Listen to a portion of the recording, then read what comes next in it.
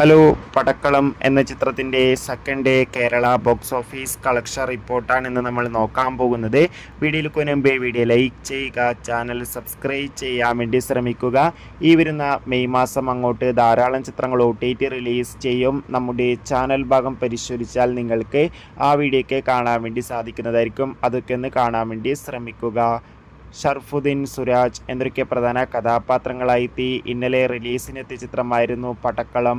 ചിത്രത്തിന് ഇന്ന് രണ്ടാം ദിവസം മികച്ചൊരു ബുക്കിംഗ് ആണ്, മികച്ചൊരു അഭിപ്രായം തന്നെയാണ് കേരളത്തിൽ നിന്ന് പുറത്തു വന്നുകൊണ്ടിരിക്കുന്നത്.